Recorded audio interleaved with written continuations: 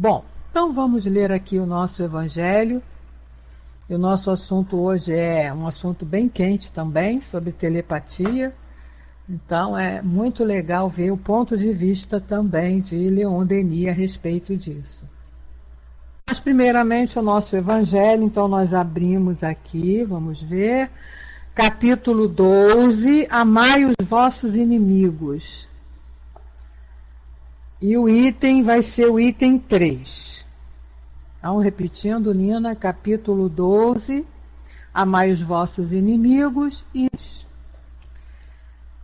diz assim para nós: se o amor ao próximo é o princípio da caridade, amar os inimigos é a sua aplicação sublime, porque essa virtude é uma das maiores alcançadas sobre o egoísmo e o orgulho.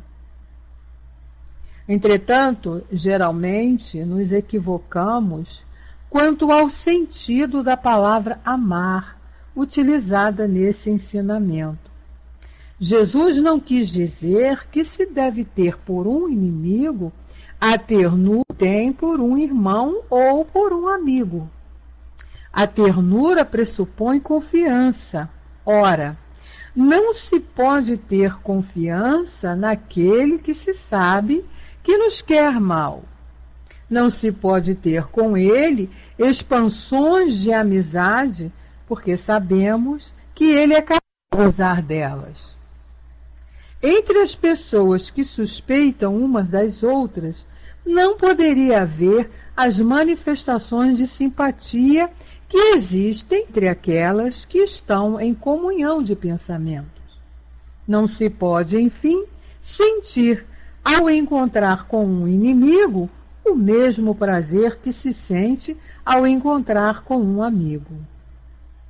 Esse sentimento resulta de uma lei física, a da assimilação e a da repulsão dos fluidos. O pensamento malévolo dirige uma corrente fluídica cuja impressão é penosa. O pensamento bom nos envolve com uma emanação agradável. Daí decorre a diferença de sensações que se experimenta com a aproximação de um amigo ou de um inimigo. Amar seus inimigos não significar que não se deva fazer nenhuma diferença entre eles e os amigos, se esse preceito parece difícil. Impossível mesmo de praticar, é porque se acredita erradamente que ele recomenda que se dê ao inimigo o mesmo lugar que se dá ao amigo no coração. Se a pobreza da linguagem humana nos obriga a utilizar a mesma palavra para exprimir diversas modalidades de sentimento, a razão deve nos levar a, segundo o caso, fazer a diferença. Amar os inimigos, portanto, não é ter por eles uma afeição que não é natural.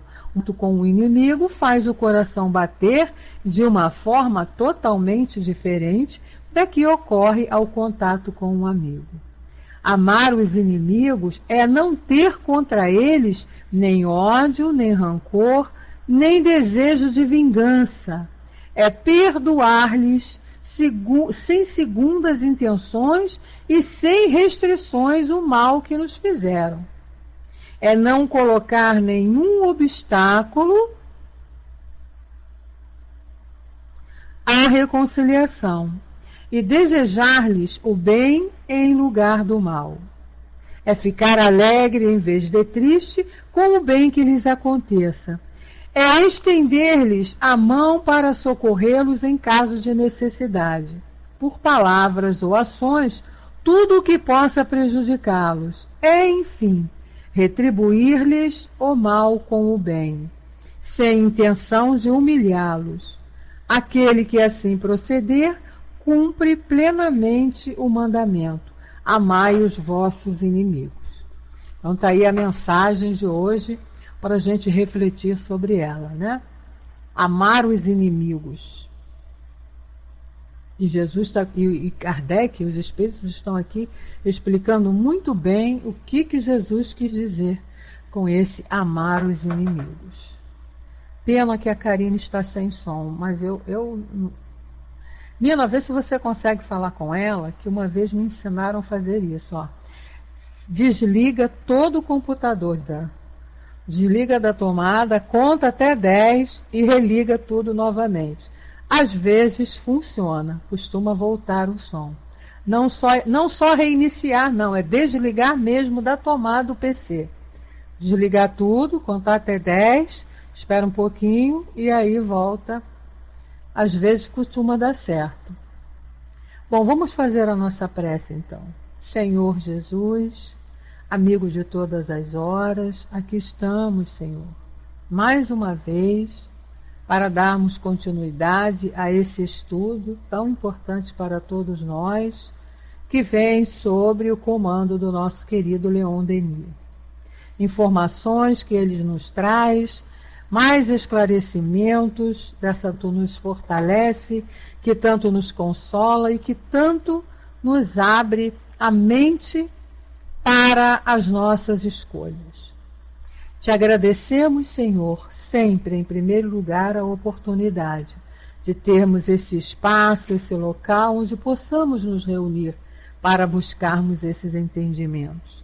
E te pedimos que o nosso estudo aconteça de acordo com a tua vontade, que sejamos intuídos, Senhor, a falar aquilo que tu desejas, que os nossos guias, que os nossos mentores possam nos amparar, fazendo com que nosso ambiente permaneça em paz, com tranquilidade, com harmonia, e que todos possam ser envolvidos pela tua luz, amor, e que esse estudo seja assim de grande eficácia para todos nós e que tenhamos assim a vontade, a força de colocá-los em prática no nosso dia a dia.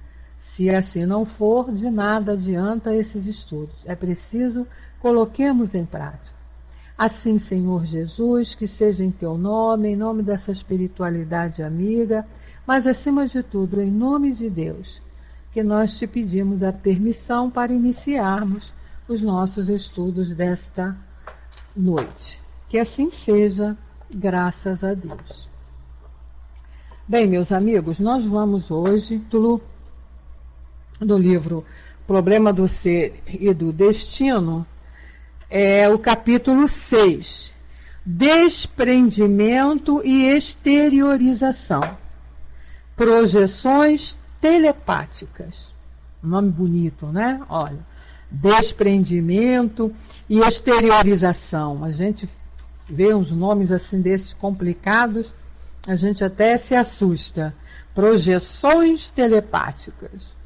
Então aí a gente vai buscar o significado, né, do que seja esse termo telepatia, telepática, que vem de telepatia. E aí nós vamos no nosso dicionário de filosofia espírita, um dicionário muito bom que foi elaborado pelo nosso querido e saudoso Palhano Júnior. Ele já não se encontra mais encarnado entre nós. E nesse livro, nesse dicionário, ele coloca como telepatia da metapsíquica e aceito pela parapsicologia moderna.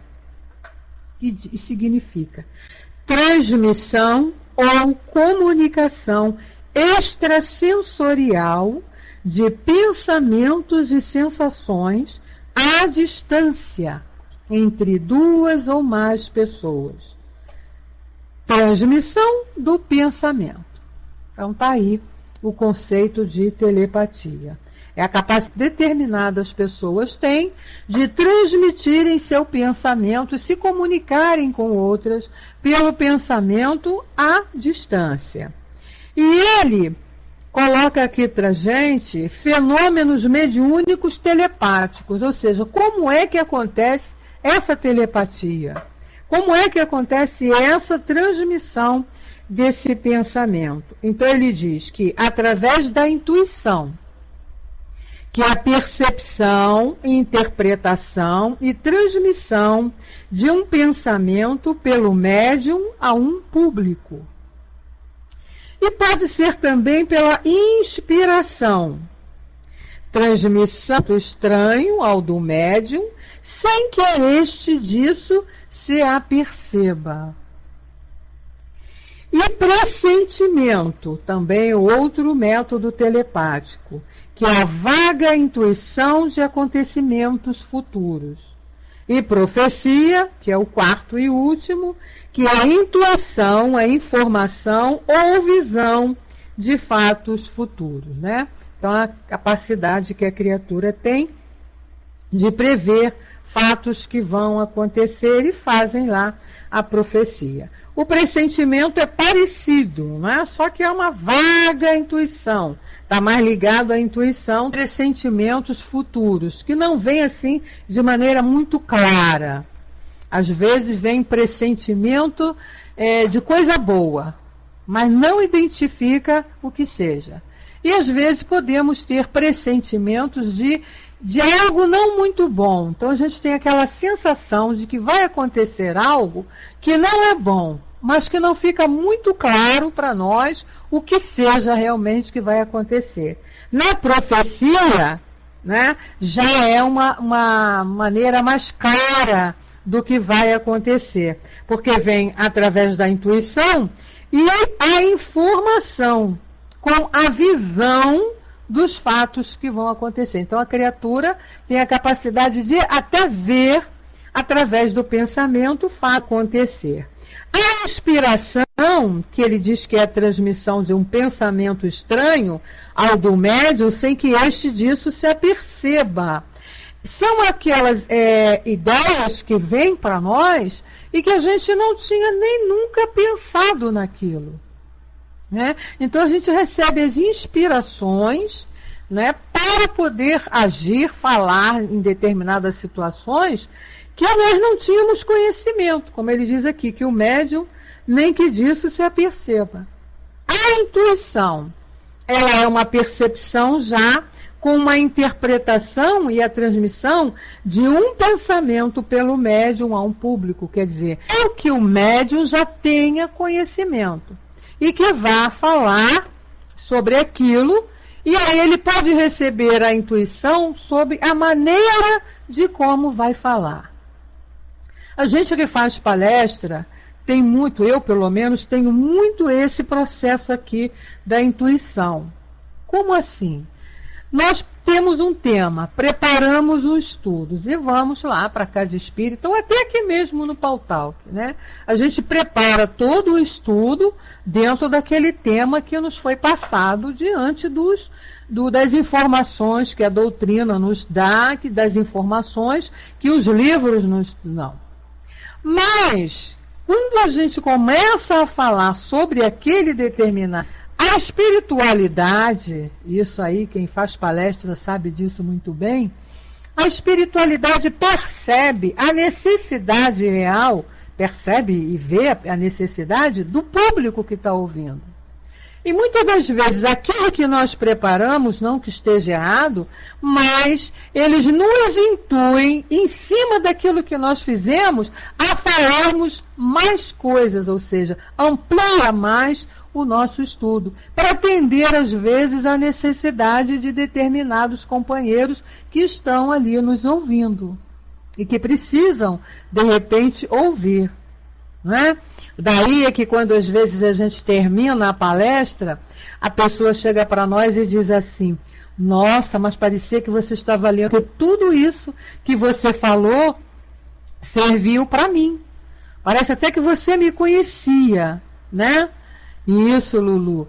Mas não é que a gente conhecesse, mas os guias e os mentores estão ali, estão vendo a necessidade dos companheiros, né? Então eles vêm e nos intuem a ampliar o nosso assunto, a falar sobre determinado ponto que a gente conhecia, mas que não tinha marcado para falar. E na hora houve a necessidade. Então, a intuição sempre vem baseada em alguma coisa que você tem o conhecimento, que é diferente lá da inspiração. Bom, então ficou claro essa parte aí, esses conceitos.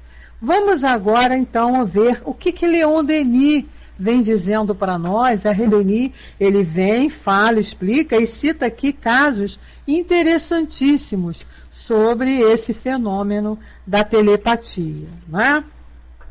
Então ele diz para nós assim: chegamos agora a uma ordem de manifestações que se produzem à distância, sem o concurso dos órgãos, tanto na vigília quanto no sono. Ou seja, esse fenômeno da telepatia, ele pode acontecer mesmo você estando dormindo ou você estando acordado.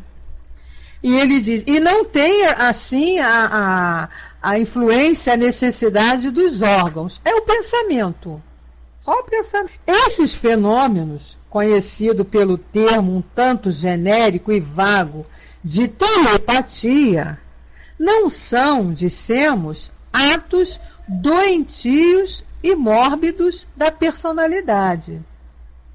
Quer dizer, quem tem essa faculdade, quem consegue essa comunicação, não tem que achar que está doente, que está louco, que está maluco, que não é nada funesto, não é nada mórbido, não é nada vamos dizer, de distúrbio nenhum. É uma faculdade que o espírito tem. E ele diz, como certos observadores o têm acreditado, né? É que aquela época de Leon Denis, que tinham assim, antes do conhecimento da doutrina, as pessoas que tinham essas faculdades mediúnicas, né, e que passavam por essas situações e que faziam determinados fenômenos, elas eram taxadas de loucas. Até hoje, né? Até hoje, em outras crenças religiosas que não aceitam a comunicação do mundo espiritual, que não aceitam a existência de espíritos, a gente vê muitas pessoas que são tratadas, são internadas em manicômios e tratadas como loucas, simplesmente porque têm uma mediunidade um pouco mais ostensiva. Então, aquelas criaturas que vêm, né, que convertem, elas são tratadas como doidas, como loucas.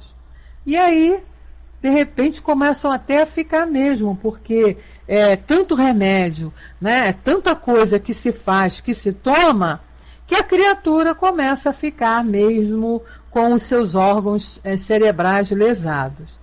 Mas, no primeiro momento, nada mais foi do que apenas uma manifestação de sua mediunidade. Então, é isso que Leon Denis está dizendo aqui.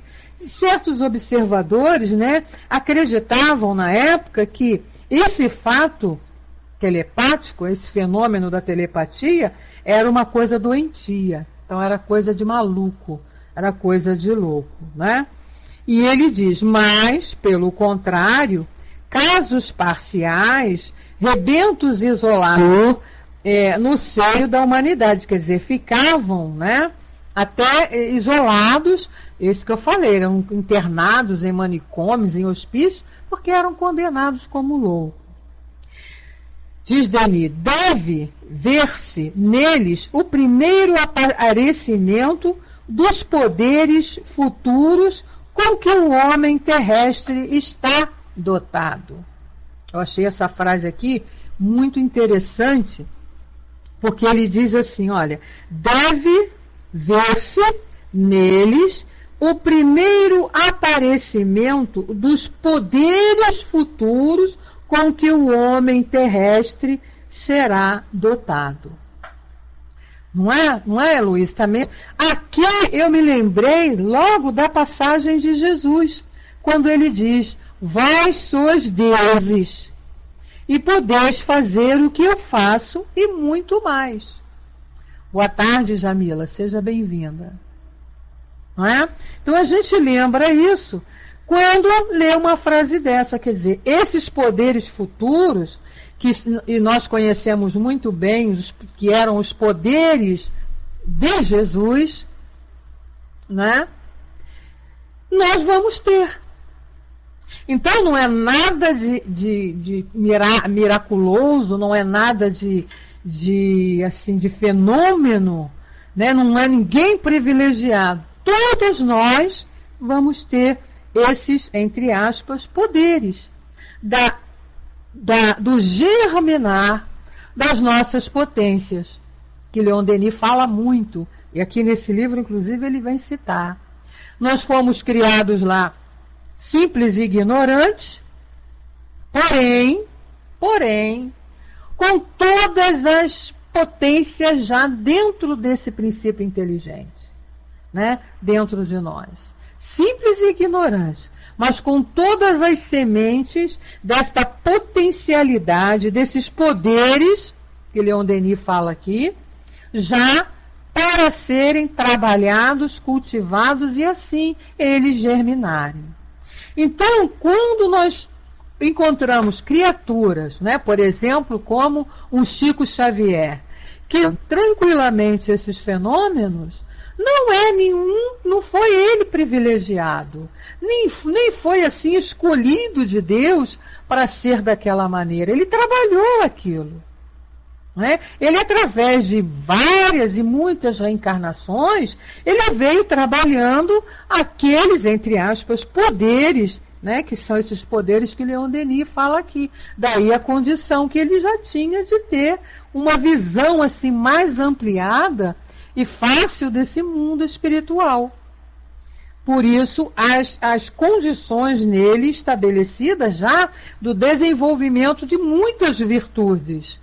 Então, por isso já era um homem bom, um homem que amava, um homem que perdoava, um homem que aguentou todas as se revoltar, sem se vingar.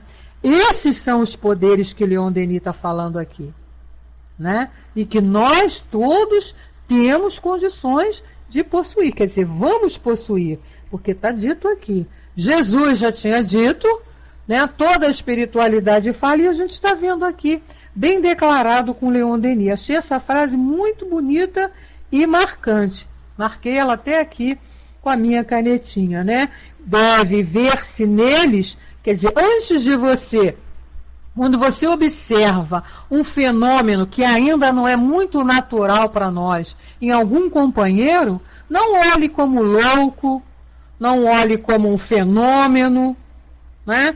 Primeiro, a gente vai observar que são poderes que já estão se desenvolvendo ali. E aí ele continua dizendo para nós, o exame desses fatos levar-nos-á a conhecer que o eu exteriorizado durante a vida e o eu que sobrevive após a morte são idênticos e representam dois aspectos sucessivos da existência de um único e mesmo ser. Ou seja, o que Leon Denis está dizendo aqui? Temos a nossa personalidade enquanto encarnados, somos individualidades, realidade, e ao desencarnarmos, continuamos a ser a mesma coisa. Então, esse eu exteriorizado durante a minha vida, né, esse eu que eu coloco aqui, e todos vocês nós vamos nos conhecendo através dessa exteriorização do que nós somos, não vai ser modificado quando desencarnarmos. Então, quando nós desencarnarmos, continuamos isso aí. O que eu sou agora, eu vou continuar sendo. Não vai mudar. Então, se eu agora adoro música clássica, eu vou adorando música clássica. Se eu adoro e curto lá um funk, eu vou, quando desencarnar, continuar curtindo o funk. Então, os meus valores morais, que eu já conquistei agora, são os que eu vou levar e que vai continuar o mesmo. Então, está bem claro aqui, ó. O eu exteriorizado durante a nossa vida atual, de encarnado, é o mesmo que sobrevive após a morte. Quer dizer, ele diz que são idênticos. e representam dois aspectos sucessivos da existência de um único ser. Ou seja, a minha manifestação, a manifestação desse eu agora enquanto encarnar, exteriorizo, mas eu tenho a limitação do meu corpo material.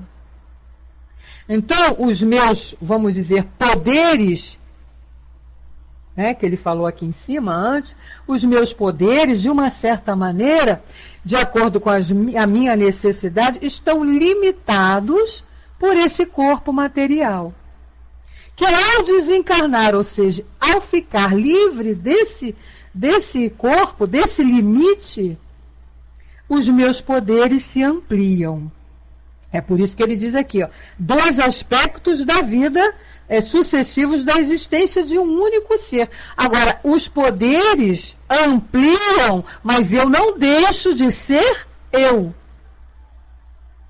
Não é? A minha mesma. Então, para a gente entender melhor, agora, por exemplo, encarnada, a minha visão é totalmente material.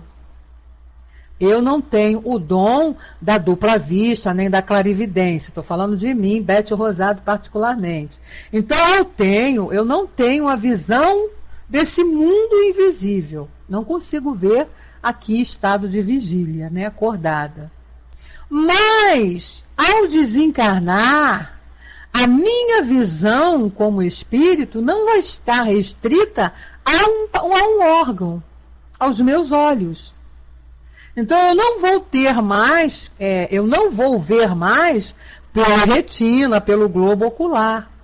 Eu já terei condições de ver limitado, quer dizer, ou mais ilimitado.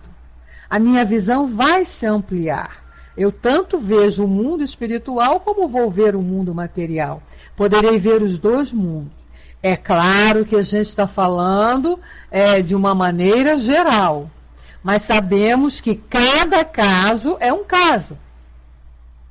Né? Então a gente tem aí que colocar o estágio em que nos encontramos, a evolução do espírito. Então é lógico que se eu sou um espírito ainda bem atrasado, bem ignorante das coisas espirituais, eu vou desencarnar, continuar com a minha ignorância. Então eu não terei determinadas condições, ou seja, de utilizar esses poderes que a gente... Então, o que Leon Denis está dizendo aqui para nós é que não mudamos pelo fato de estarmos em situações diferentes. Ou seja, encarnados e desencarnados, nós não modificamos. Continuamos ser o mesmo ser. E aí ele diz que a telepatia ou projeção à distância do pensamento e mesmo da imagem do manifestante faz-nos subir mais um degrau da escala da vida psíquica. Ou seja, quem tem essa faculdade, quem tem essa condição de se comunicar, de projetar o pensamento à distância, ou até mesmo, que a gente sabe que pode, vai fazer com que esta criatura esteja numa escala um pouco mais elevada. Então, por exemplo, uma pessoa que tem essa condição, ela está mais, tem mais poderes, mais facilidades do que eu, que não tenho essa capacidade, que não consigo me projetar à distância através do pensamento. Não quer dizer que ela estará mais evoluída do que eu. Não, é o que ele diz. É um degrau na escala da vida psíquica. Ou seja, tem mais, já já desabrochou essa capacidade. Então, nela, já desabrochou essa... Aqui, continua Denis, achamo-nos na presença de um ato poderoso da vontade. Por que Leon Denis cita aqui com um ato poderoso da vontade? Porque Leon Denis coloca a vontade como uma das nossas potências, a potência da alma. E é uma das maiores potências. Porque quando a gente tem essa potência desenvolvida, a vontade, a gente consegue fazer coisas que até Deus duvida, né? Falando assim de uma maneira mais light. Podemos fazer coisas que até Deus duvida. Por isso que chamamos-nos na presença de um ato poderoso da vontade. Ou seja, esse processo de telepatia, de transmissão de pensamento, vai depender muito da vontade da criatura. Aí ele diz, a alma comunica-se a si própria e comunicando a sua vibração, o que demonstra a evidência que a alma não é um composto, uma resultante, nem um agregado de forças, mas sim, pelo contrário, o centro da vida e da vontade. Centro dinâmico que governa o organismo e dirige-lhes as funções. Bem claro para nós, né? O que ele está querendo dizer aqui? Que esta capacidade todos nós vamos poder desenvolver. Basta que a gente tenha despertado em todos nós esta potência que é a vontade. Quando ele diz, por quê? Porque a alma, ela não é esse amontoado aí de forças, mas sim, como ele deixa bem claro aqui, o centro da vida e da vontade. Ou seja, o que eu quero, eu posso. E Jesus disse isso para nós. Quando ele falou novamente lá, eu repito, vós sois, podeis fazer o que eu faço. E aí, os espíritos amigos vêm dizendo para nós, Emmanuel, André Luiz, todas as obras, Joana de Ângeles, então, fala isso mesmo, ela diz lá que nós somos herdeiros de nós mesmos. Então, tudo eu passo quando eu quero, quando eu impulsiono essa potência que é a vontade. Então, desenvolver as minhas potências, desenvolver as minhas, os meus poderes, como ele disse aqui antes, está dentro de mim, depende de mim. Aí a gente lembra de outra passagem de Jesus, eu faço muito os estudos que a doutrina nos esclarece, que esses amigos esclarecem, comparando com os ensinamentos de Jesus, que aí a gente vem ver que a doutrina não veio mudar nada, né? Não foi outra religião que apareceu, mas sim um esclarecimento daquilo que Jesus já tinha nos ensinado. Quando ele disse para nós, conhecereis a verdade e ela vos libertará. Então, quando eu tenho esse conhecimento de todas essas potências que eu tenho dentro de mim e que eu posso desenvolvê-las, vai depender apenas de quem? De mim. Né? Do trabalho que eu vou ter, da minha transformação, da minha modificação de valores, dos meus atos, das minhas atitudes, do meu trabalho, da minha tarefa no bem, para que eu possa desenvolver essas forças. Porque ele disse aqui no finalzinho, ó, nós somos um centro dinâmico. Quer dizer, a alma, né? Ela é um centro dinâmico que governa o organismo e dirige-lhe as funções. É a alma, quer dizer, o espírito encarnado ali naquele organismo que comanda tudo. E ela tem todos esses poderes já com ela. Só que estão ainda, nós todos temos, só que ainda estão adormecidos. Então a gente precisa o quê? Através do estudo, através do esforço, através desse trabalho que a doutrina nos ensina, desenvolvermos essas potências. E aqui nesse livro mesmo, no problema do ser e do destino, o Leon Denis vem falando isso para nós, quando ele fala lá das potências da alma. É um capítulo que a gente ainda vai estudar. E aí ele continua, né? As manifestações telepáticas não comportam limites. Não existe limite para esta manifestação.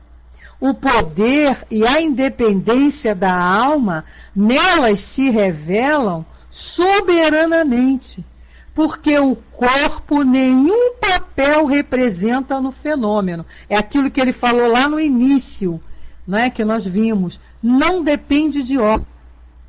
O meu pensamento, e a gente estuda isso lá no Livro dos Espíritos, o meu pensamento, ele é livre. Então, é o que ele está falando aqui. Esse poder que eu tenho, que é o meu pensamento, ele é livre. Ele não está limitado por órgão nenhum. Ele vai para onde eu mandar, para onde eu quiser. E aí ele diz, é mais um obstáculo do que um auxílio. Produzem-se, por esse motivo, ainda com maior intensidade, depois da morte, como a seu tempo veremos. Por que ele fala depois da morte?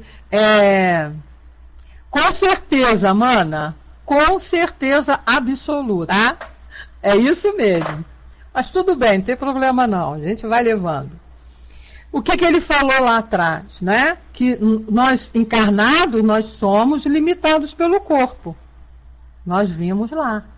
E desencarnados, nós não temos o limite da matéria nos limitando, né, as ações. Alex, que bom que você sabe pra caramba, né, meu amigo? Tu tá sabendo muito, que legal. Participa aí com a gente. Aí, continua aqui Leon Denis dando mais algumas ideias, né?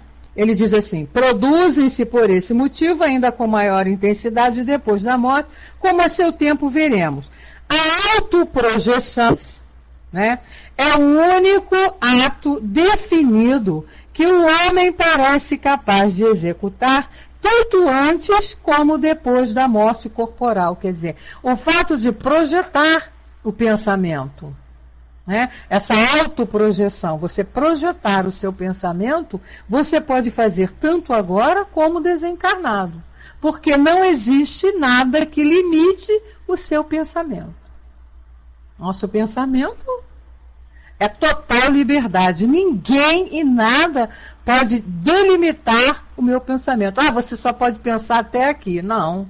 Eu penso até o outro planeta. Meu pensamento viaja pelo universo. E a audição telepática à distância foi estabelecida por experiências que se tornaram clássicas. Devem citar-se as do senhor Pierre Janet. Agora ele vem com os casos, né? Com os exemplos, com as comprovações de tudo isso que ele está falando até agora.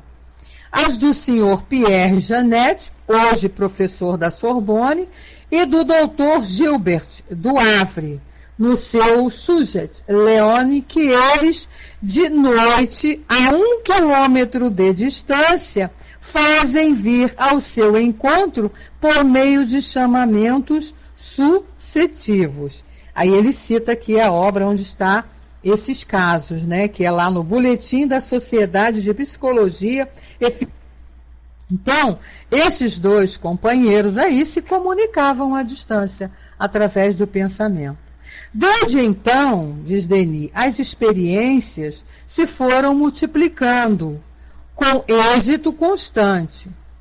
Apontemos apenas vários casos de transmissão de pensamento a grande distância. E aí ele diz, né? Os análises de ciências psíquicas em Paris, 1891, na página 26, relatam uma experiência de transmissão de imagem. Olha só que barato, né? Não transmitiu só o pensamento, mas transmissão de imagem mental feita a 31 quilômetros de distância, de Paris a Ribemont. Olha, né? A Karine coloca aí para nós, experiência pessoal. Sonhei com uma mulher médica que pedia que eu dormisse para realizar uma cirurgia em meu abdômen. Fui acordada durante o sonho. 3 dias depois estava em hospital para realizar uma cirurgia de apendicite. Não deixou de ser aí uma premonição, né, Karine? Como a gente viu aqui, no início, nos conceitos que nós vimos, né? Um aviso, né, que você teve vamos dizer, uma projeção do seu pensamento para o futuro e você teve condições. Você veja bem que não foi uma coisa muito clara. Não veio dizendo assim, você vai sofrer uma operação. Você sonhou com uma experiência e que aquilo realmente tenha acontecido depois com a operação do apendicite. É o que ele está falando aqui para nós. Bom, e aí ele diz, né, os operadores eram senhores de Box e Leon Henrique. O Daily Express, de 17 de julho de 1903, refere notáveis ensaios de permuta de pensamentos que se efetuaram nos escritórios da Review of Reviews, em Norfolk Street, em Londres. Essas experiências eram fiscalizadas por uma comissão de 6 membros. Faziam parte o Dr. Wallace, de Harley Street, e o eminente publicista W. Stead. As mensagens telepáticas foram enviadas pelo Sr. Richardson, de Londres, e recebido pelo Sr. Frank de Nottingham, a uma distância de 110 milhas inglesas, né? Ah, sim, tá ok, mano. Claro que pode, né? Pode interagir sim, Alex. O estudo aqui é interativo e todos podem participar, dando aí a sua opinião, fazendo perguntas. Se nós não soubermos responder, a gente encaminha para o nosso atendimento de perguntas e espiritismo.net possui, tá bom, meu amigo? Pode participar à vontade. Então aí ele vem, né? Finalmente, o Banner of Light de Boston, no seu número de 12 de agosto de 1905, informa-nos que uma americana, a senhora Burton Johnson, de Des Moines, pode ser, não sei como se pronuncia, conquistou recentemente o recorde desse gênero de transmissão. Olha só que caso interessante. Sentada no seu quarto do Hotel Vitória, recebeu 4 vezes mensagens telepáticas de Palo Alto, da Califórnia, que fica a distância de 3.000 milhas. Trata-se de fatos devidamente comprovados, rigorosamente fiscalizados e que não deixam subsistir dúvida alguma. Então vocês vejam bem, esses fatos sempre aconteceram. Mas antes desse esclarecimento que a doutrina nos trouxe, eles eram tidos, essas criaturas, eram taxadas de loucas, de malucas, né? Como? Você conversar pelo pensamento com alguém à distância? Isso é coisa de maluco, não tem como isso ser uma realidade. E está aí, né? A doutrina desvendando e nos mostrando que é possível sim. E muitas coisas nós sabemos que serão possíveis e que ainda não temos a condição e a capacidade de entender. Vai depender da nossa evolução para a gente seguir entender isso tudo. Por isso que é importante o estudo. Por isso que é importante a gente vir aqui, estudar, participar novamente, quantas vezes forem necessárias, perguntar, para que a gente vá se esclarecendo e entendendo esses processos que acontecem conosco. Para a gente não ficar achando que estamos envolvidos aí por obsessores, ou que estamos sendo alienados, ou que estamos sendo envolvidos por forças ocultas, esses mistérios que as pessoas gostam de fazer, esse sensacionalismo. É capacidade natural do ser encarnado e desencarnado. É capacidade do espírito, que a doutrina espírita veio nos esclarecer. São capacidades que nós possuímos. Alguns já estão assim, já desenvolvidas, em outros não, mas que um dia vão se desenvolver também. Isso não é privilégio de 1 ou 2, de meia dúzia, de 3 ou 4, não. Isso aí é privilégio de todos nós. Todos nós que fomos criados pelo mesmo Deus. Então ele não deu vantagens para uns e negou a outros, não. Todos nós agora. Isso aí é trabalho individual. Desenvolver essas potências, desenvolver essas capacidades, esses poderes, como Leon Denis diz aqui, é trabalho individual de todos nós. E que nós estamos sendo orientados para isso. Está aqui o estudo nos esclarecendo. Então a gente tem que o quê? Que trabalhar, né? Se movimentar. E ele continua. A transmissão dos pensamentos e das imagens opera-se, dissemos, indistintamente durante o sono, como no estado de vigília. Você pode estar acordado ou dormindo e você tem essa condição. Já expusemos vários casos. Serão encontrados outros em grande número nas obras especiais. Mencionemos, por exemplo, o de um médico chamado telepaticamente durante a noite e o de Agnès Paquet, citados por Myers, né, a gente sabe, Frederic Myers foi um grande estudioso desses fenômenos e que colaborou muito, né, com a doutrina espírita. E ele diz assim, acrescentando a Elger, que estando no Cairo, teve a visão de um amigo que naquele mesmo momento, na Inglaterra, pensava nela ardentemente. E ela percebeu esse pensamento, não é? Ela percebeu que alguém estava pensando nela. Nos últimos dias de sua vida, minha mãe via-me muitas vezes junto de si. Minha mãe via-me muitas vezes junto de si em Tours.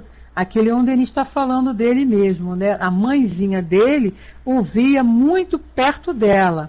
Conquanto eu andasse, então, muito longe dali, em viagem pelo... Mas ele se projetava, né? A imagem lá perto da mãe. A mãe via.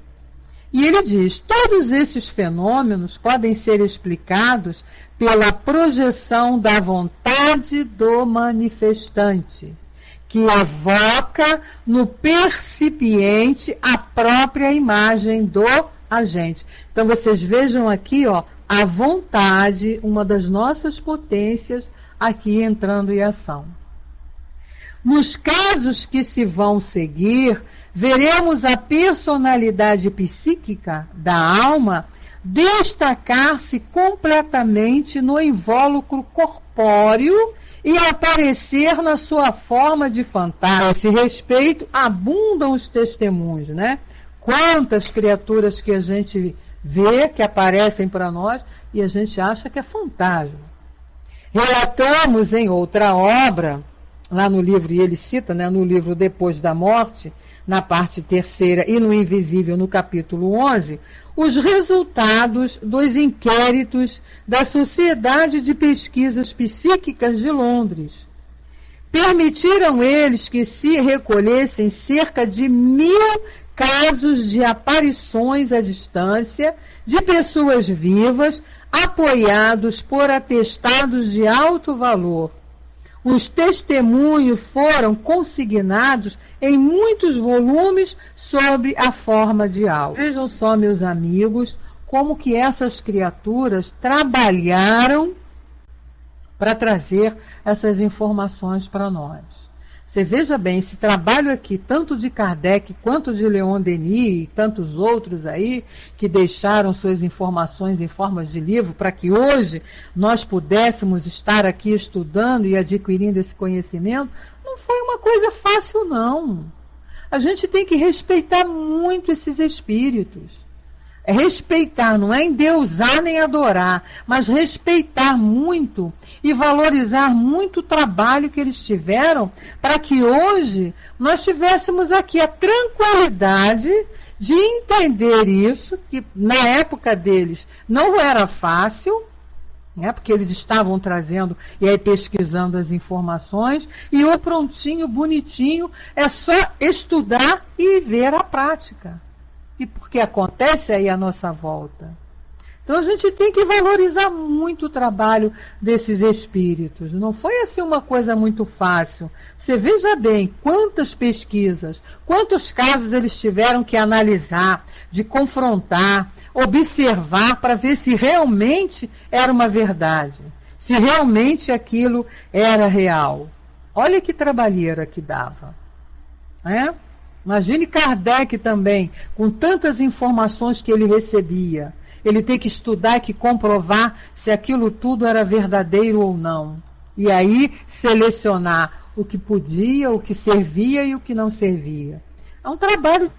São espíritos assim que já tinham desenvolvido neles esse amor que a gente precisa começar a desenvolver em nós.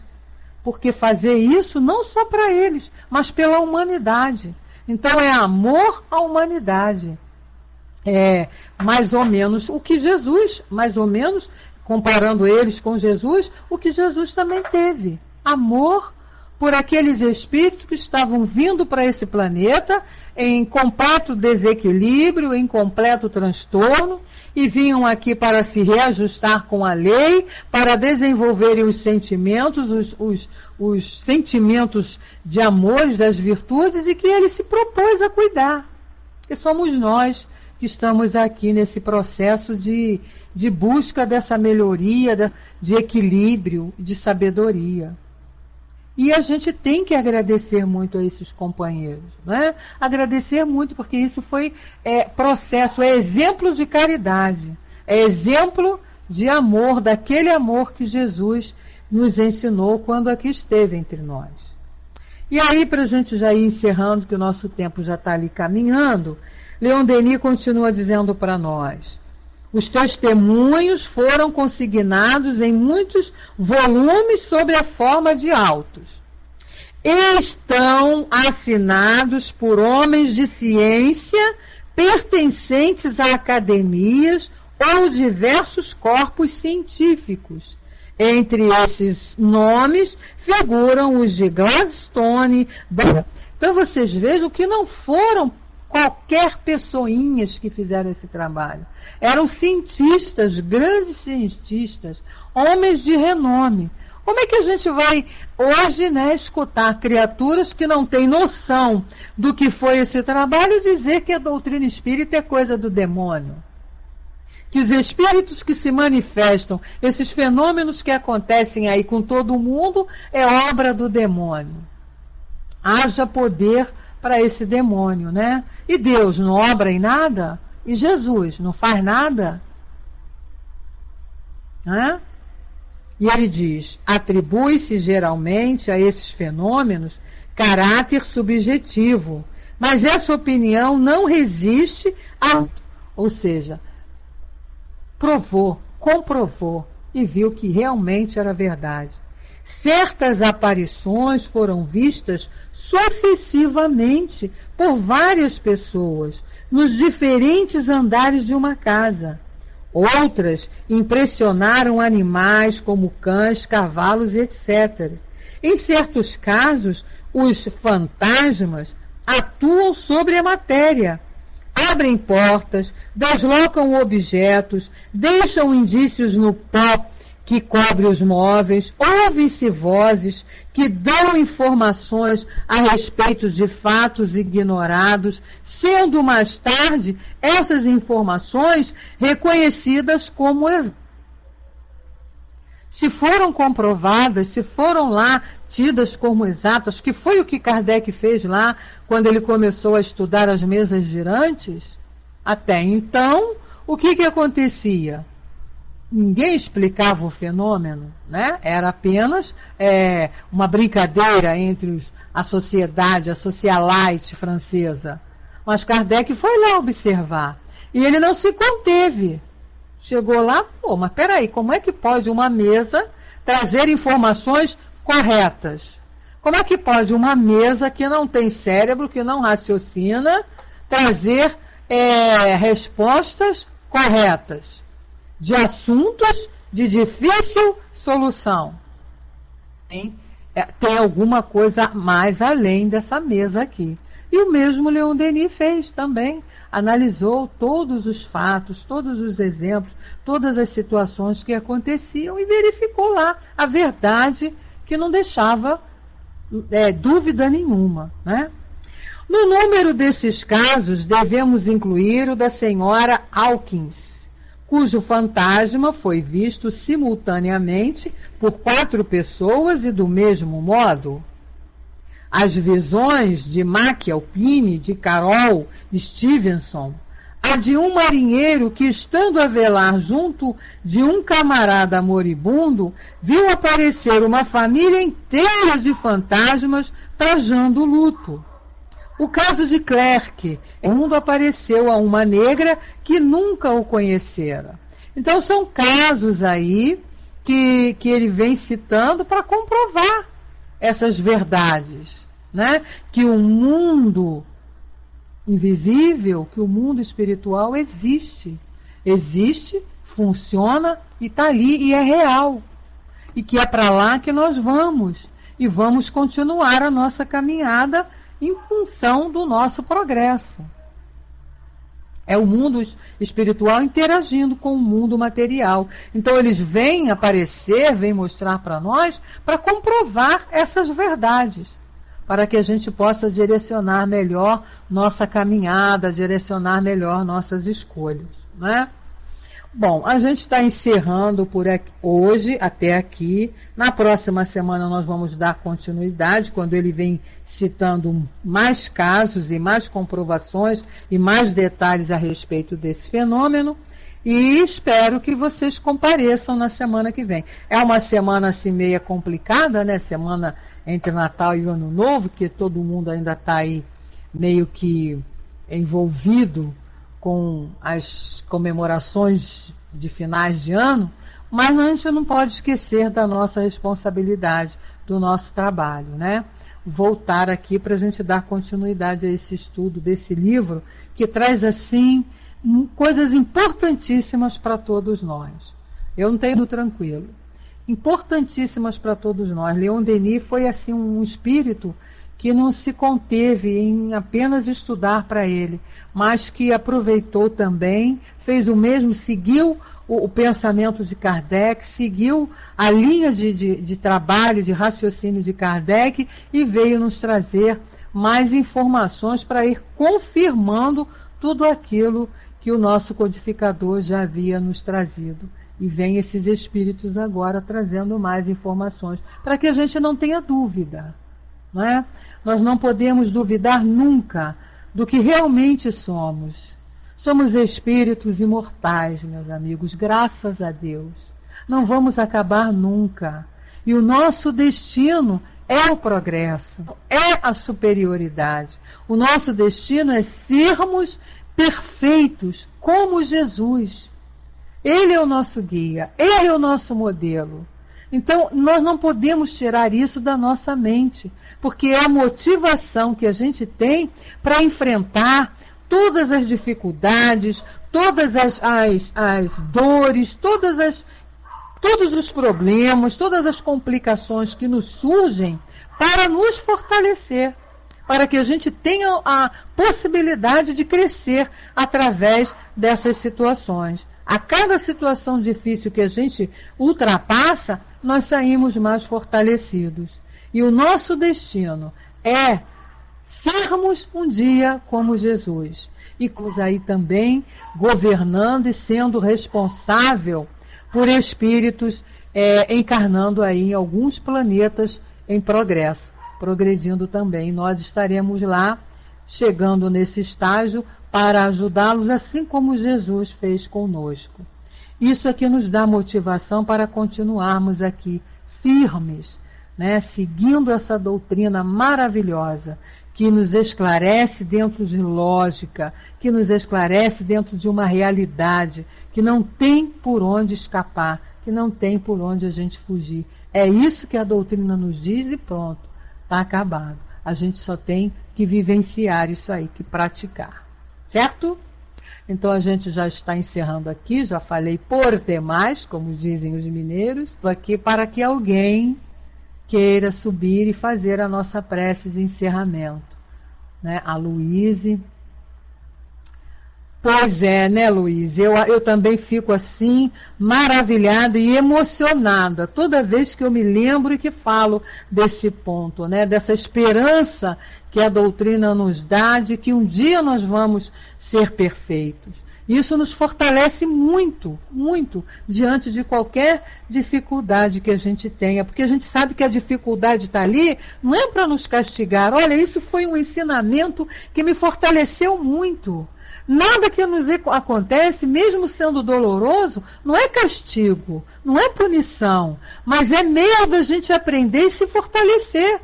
Que a gente vai vencer aquela dificuldade, vai trabalhar as nossas energias. E trabalhando as nossas energias, nós estamos nos fortalecendo. E aí, quando a gente sai de uma que está fortalecida, que está pronto, vem outro aprendizado. A gente encarando como aprendizado, né? Isso aí, França. A gente encarando como aprendizado, a coisa fica mais tranquila, porque é aprendizado. A gente tem que esquecer essa palavra castigo, punição, resgate, pagamento de dívida. Isso não existe. Isso não existe. Eu já tirei do meu vocabulário. É aprendizado, é evolução. Eu vou liberar para o meu amigo Francis, então, agradecendo a karma, nem me fale em karma, pelo amor de Deus. Isso não existe. Passar para o Francis, então, para ele fazer a nossa prece de encerramento, não é? E agradecer a você, aproveitar aqui a nossa nosso último contato antes do Natal, desejar a todos assim um Natal com muita paz, com muita harmonia, com muito bom senso, com muitas alegrias e com Jesus em nossas vidas. Um Feliz Natal a todos, um ano novo de muitas realizações e que a gente continue aqui, juntos, né, Nina? Firme e forte nessa tarefa no ano que vem, dando continuidade a esse estudo. Mas na quinta-feira que vem a gente está aqui ainda, tá bom?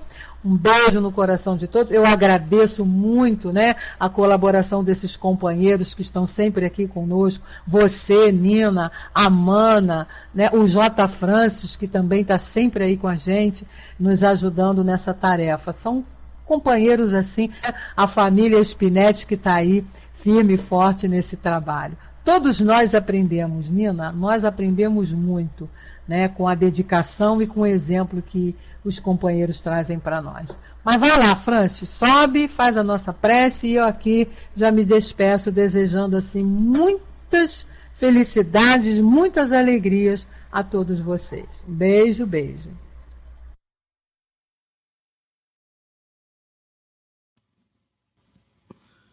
Beth, muito obrigado mas muito obrigado mesmo por esse estudo, né? Esse estudo tão maravilhoso que é em torno de Leon Denis e que realmente nos traz assim a certificação de que nossa trajetória está seguindo por caminhos certos, né? Esses caminhos são cada vez mais esmiuçados e, como você também disse, a turma lá de trás, né, preparou tudinho, deixou tudo mastigadinho. É só a gente compreender, a gente interiorizar e a gente também agir, né, as nossas ações e atuações do nosso dia a dia.